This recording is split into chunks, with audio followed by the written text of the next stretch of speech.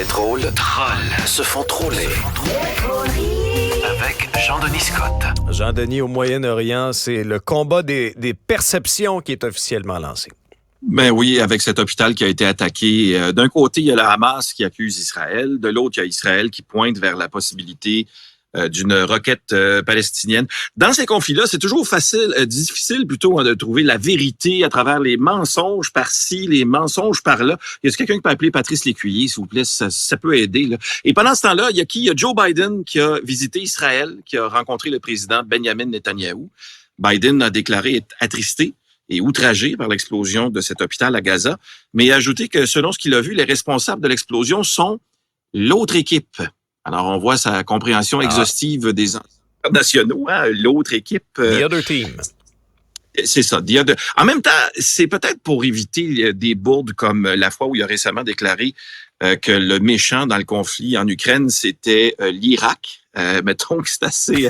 D'ailleurs, on confirme que Joe Biden n'a jamais gagné de game de risque. Alors, non, je pense ça pas. jamais... Non, pas vraiment. La dernière fois qu'il a joué, il a été éjecté de la partie après qu'on l'ait invité à envahir un pays avec des lions et des zèbres. Puis il a dit, ouais, je vais envahir le parc safari. Alors, les gens de Mingford, soyez inquiets et prêts. Bon, ben là, écoute, étant donné qu'on parle du parc safari, parlons de chez nous. Il y a des résidents de Laval qui sont pas contents parce que Shell fait construire une nouvelle station-service sur une parcelle de terre qui est en partie cultivée jusqu'à récemment par un agriculteur. Et là, dans le Journal de Montréal, on voit la station-service qui remplace un gros bout de champ où il y avait du blé d'Inde. Puis c'est sûr que, il faut dire que c'est à la mode, remplacer le maïs par l'essence. Là, il y a même un des nouveaux épisodes de La Petite Vie où on entend clairement Thérèse dire steak, pétrole, patate. Alors, cela dit, la pétrolière respecterait les zones de zonage. Alors, aux résidents qui tenteraient de faire stopper le projet, comme on dit dans le monde des pétrolières, votre chien n'est pas mort, il est ultra mort. Donc, c'est comme ça que ça se termine.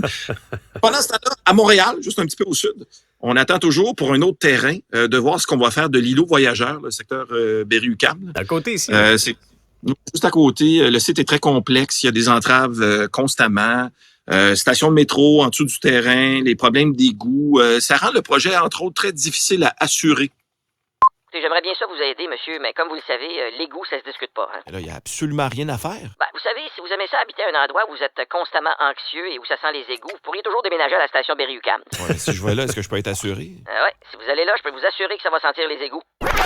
Oui, c'est ça. Moi, je vous propose une solution très simple et peu coûteuse comme projet. Mettez juste une pancarte de la SQDC sa bâtisse. C'est déjà ça la business qui est pas mal active dans ce coin-là.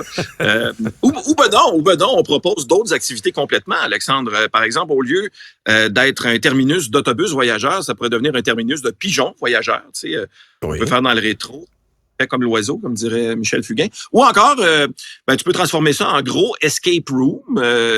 Quoique, bon, avec le trafic, on a déjà cet immense escape room qui s'appelle Montréal.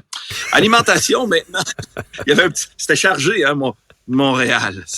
On sent tout le stress. Oui, on sent la douleur, oui.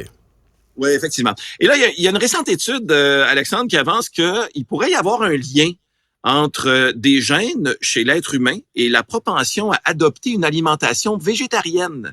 Autrement dit, le végétarisme pourrait être inscrit dans les gènes, de dire les chercheurs de cette étude, là où il y a ces gènes, il n'y a pas de plaisir.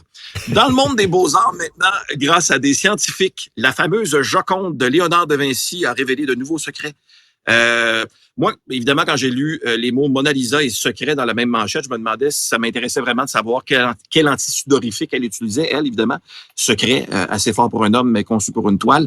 Mais non, finalement, c'était juste qu'on révélait des secrets sur le type de matériaux utilisés par De Vinci pour ses toiles. Ça a l'air insignifiant comme ça, mais dans le monde des beaux-arts, on me dit que ça a créé une Joconde de choc. Alexandre, l'Halloween s'en vient. Attention, c'est le 31 bientôt. Et à cause de ça, vendredi aux Trolleries, je vais vous parler des fantômes qu'on peut voir à la Ronde. Ouh. Et là, je parle de maison hantée. Il y a vraiment d'autres fantômes sur le site de la Ronde. Mais je veux terminer en soulignant qu'aujourd'hui, 18 octobre, c'est la journée mondiale de la ménopause. Et savais-tu, il y a une grande artiste du Québec, autre que Clémence Desrochers, qui nous a chanté les réalités de la ménopause. Savais-tu ça, Alexandre? Mesdames et messieurs, je vous donne Ginette Renault. Ah! J'ai chaud, j'ai chaud.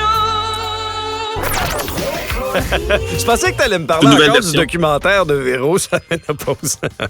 Ah, ben il y a peut-être une saison 2 qui s'en vient, on le sait jamais. Ah, peut-être, on sait pas. Ginette Renault pourrait faire la trame sonore. Salut! On pourrait, oui. Salut, bye.